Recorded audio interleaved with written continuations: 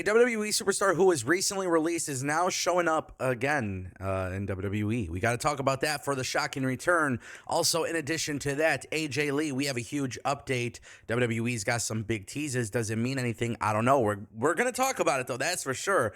And Universal Studios WWE, what's cracking over there? Let's talk about it. And if you guys want more videos like this, go ahead and click that subscribe button. This way you never have to miss a video on the channel. Trust me, there's a lot of big things happening in the world of professional wrestling, such as Universal Studios and WWE teaming up. They got some sort of integration that is happening, and quite frankly, guys, I'm intrigued by this. I want to see what WWE is going to do here because they are reportedly planning Halloween Horror Nights integration. Now, the report came from Fightful Select and says that an official announcement will be planned for later this month. The collaboration has reportedly been in the works since late 2024, and it's obviously been a very long time rumor that WWE at some point would have some integration.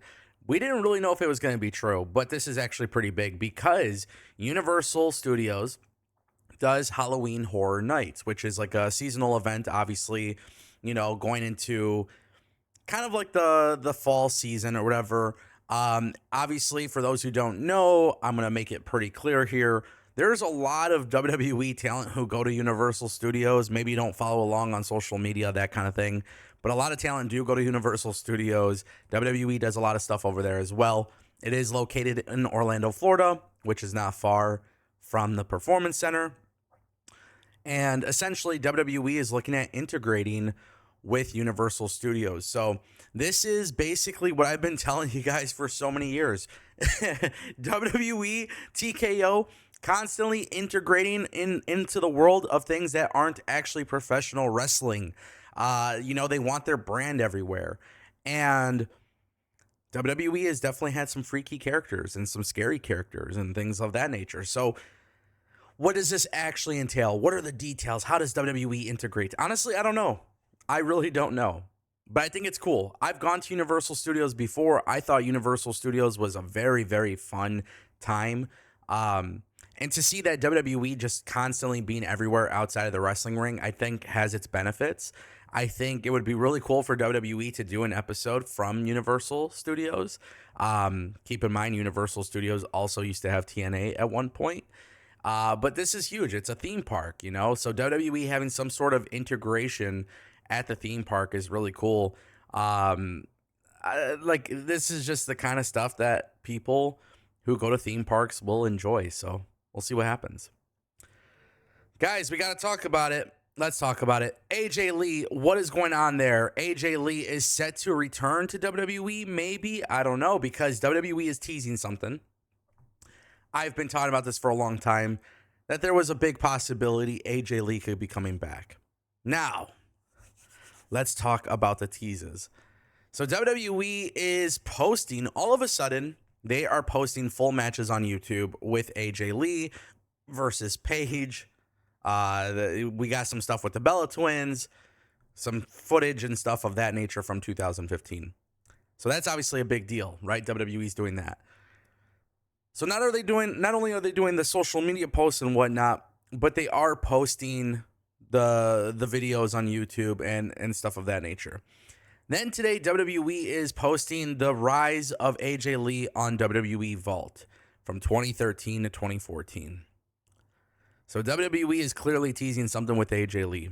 Obviously, Evolution is happening. And with Evolution happening, it sounds like there's a very good possibility here that AJ Lee could certainly be on the way back to WWE. And I would like to see it. I would very much like to see it. I would hope that it happens. I think AJ Lee is just so incredibly talented.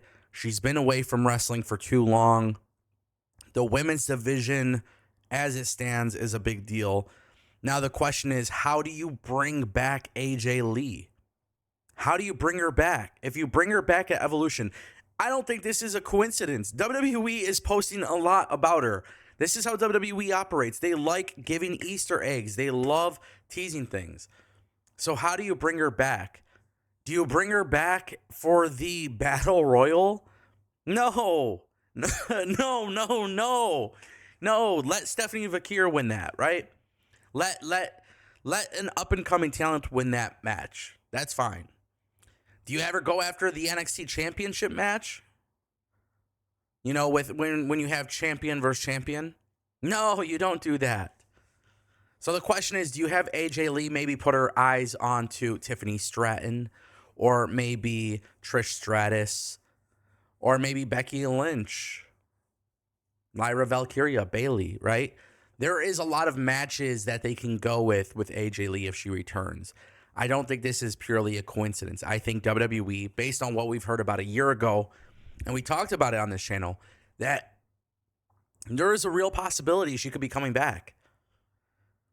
Now, do you do it at SummerSlam? Do you do it at WrestleMania? What do you do? But if you're really serious about this, I think AJ Lee going after Becky Lynch would be kind of fun because of the CM Punk Seth Rollins feud. So that's kind of how I'm looking at that. Let's keep it moving. Ladies and gentlemen, Shayna Baszler is back in the company. What? What is going on here? This is relatively crazy. Shayna Baszler was released from her contract just 2 months ago, but it sounds like she may be back in the company now because according to Corey Hayes of Bodyslam.net, Shayna Baszler was listed internally as a producer for the match between Kalani Jordan and Lainey Reed on last night's episode of NXT. She was reportedly listed alongside Oni Lorcan for the match. So you guys remember Oni Lorcan? You guys might remember him from NXT and 205 Live. He's been killing it as a producer for WWE, but now he was listed alongside Shayna Baszler. The report notes that this may have been a tryout for a full-time position, as WWE often has potential new backstage agents shadow a more experienced producer to see if they are a good fit for the role. If hired, Baszler would be following a path similar to other talents like Oni Lorcan, Jason Jordan, who have transitioned into producing. So this is pretty big because in May 2025, she was gone from the company. Now she's back in the company. There is no confirmation that she's a full-time producer. There is no 100% confirmation that this was, in fact, a tryout. But we know that she was there and she was working with WWE in some capacity. Which is interesting because you have to wonder, if you're Shayna Baszler, why don't you test the waters? Go to TNA, go to AEW, that kind of thing. I think those are valid questions. But if you're Shayna Baszler and you want to work in the WWE and you want to produce matches, this could make a lot of sense, especially with Evolution around the corner. She is somebody who probably isn't getting a push. There's just too many people getting pushed right now. There's too many people in line for a push.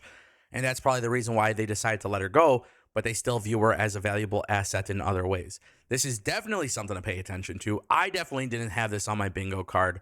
Let me know what you guys think in the comment section down below.